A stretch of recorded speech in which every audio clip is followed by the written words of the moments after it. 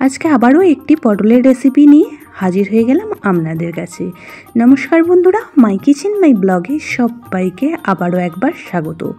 আজকে পটল আলুর সঙ্গে সামান্য পরিমাণ কাবলি ছোলা দিয়ে বানিয়ে নেব আজকের রেসিপিটি।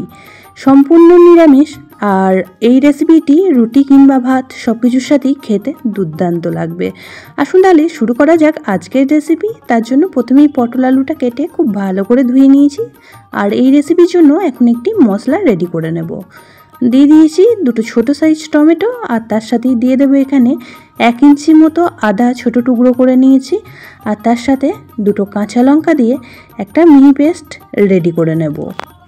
আজকের রেসিপিটি সম্পূর্ণ নিরামিষভাবে রেডি করব, আর দারুণই সুস্বাদু খেতে হয়। এদিকে মশলাটা রেডি করে নিয়ে এখন গ্যাসের মধ্যে কড়া বসিয়ে দিয়ে দিয়েছি 3 চামচ পরিমাণ সাদা তেল। প্রথমেই পটলগুলিকে ভেজে নেব। সমস্ত পটলগুলি দিয়ে দেওয়ার পর কড়ার মধ্যেই আমি সামান্য পরিমাণ হলুদ আর লবণ ওপর থেকে দিয়ে দেবো। আপনারা চাইলে লবণ হলুদ মেখে রেখেও পটলটি ভেজে নিতে পারেন। তবে আজকের রেসিপিটি রাতের ডিনারে রুটির সঙ্গে পরিবেশন করতে পারেন, খুবই ভালো লাগবে। দিয়ে দিলাম খুব সামান্য পরিমাণ লবণ হলুদ। এখন পটলগুলিকে ভেজে নেব। পটল ভাজতে খুব বেশি সময়ের প্রয়োজন হয় না, অল্প সময়ের মধ্যেই কিন্তু পটলগুলি ভাজা হয়ে যাবে, আর খুব বেশি লাল করে ভাজার প্রয়োজন নেই। পটলগুলি ভেজে নিয়েছি 2 মিনিট সময় নিয়ে, আর এই পর্যায়ে এখন পটলগুলিকে ভেজে তুলে রাখছি।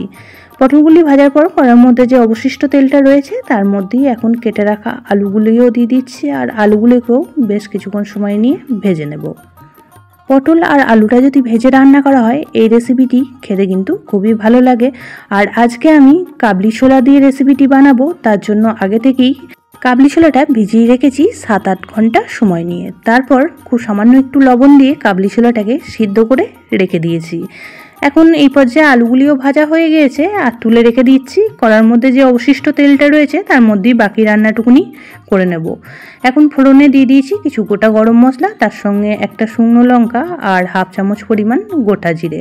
ফোড়নটিকে খুব ভালো করে ভেজে নেওয়ার পর যে মশলাটা রেডি করে রেখে দিয়েছিলাম সেই মশলাটাই দিয়ে দিয়েছি, আর এখন কিছু গুঁড়ো মশলাও অ্যাড করে দেবো। গুঁড়ো মশলাগুলির মধ্যে নিয়ে নিয়েছি 1/2 চামচ ধনিয়া গুঁড়ো, 1/2 চামচ জিরে গুঁড়ো, 1/2 চামচ নিয়ে নিয়েছি হলুদ গুঁড়ো, আর 1/2 চামচ লঙ্কা গুঁড়ো, আর এখানে কালারের জন্য খুব সামান্য পরিমাণে একটু কাশ্মীরি লঙ্কা গুঁড়োও অ্যাড করে দিয়েছি। এখন স্বাদ অনুযায়ী লবণটাও অ্যাড করে দিচ্ছি, আর তার সঙ্গে স্বাদের ব্যালেন্সের জন্য সামান্য একটু চিনি অ্যাড করে দিয়ে সমস্ত মশলা খুব ভালো করে কষিয়ে নেব যতক্ষণ না মশলা থেকে তেল বেরিয়ে আসছে।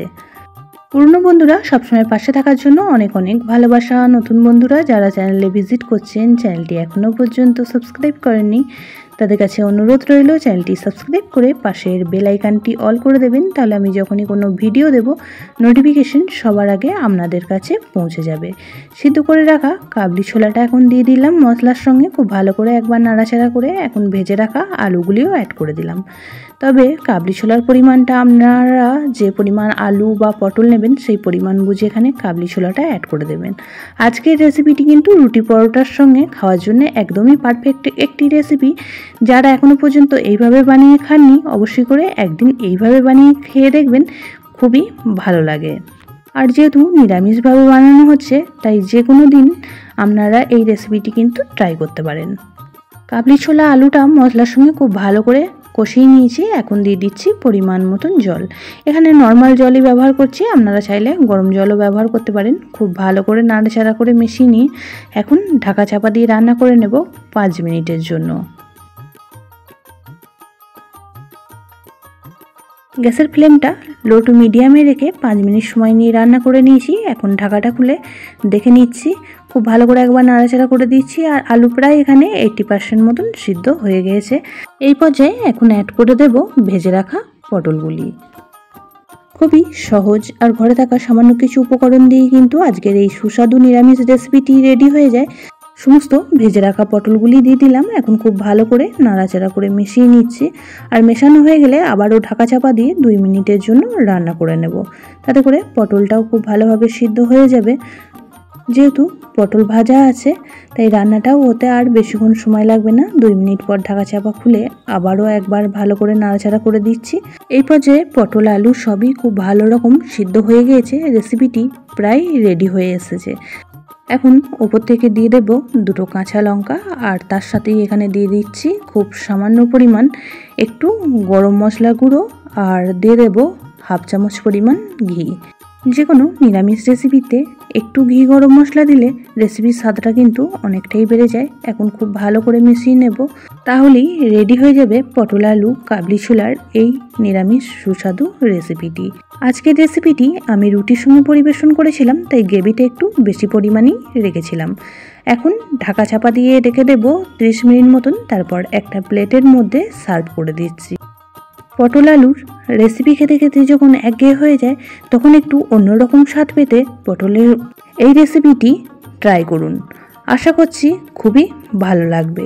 আজকের রেসিপিটি আপনাদের কেমন লাগলো অবশ্যই কমেন্ট বক্সে জানাবেন। বেশি ভালো লেগে থাকলে একটা শেয়ার করে দেওয়ার অনুরোধ রইল।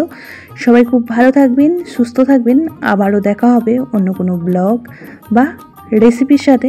ততক্ষণের জন্য সবাইকে টাটা।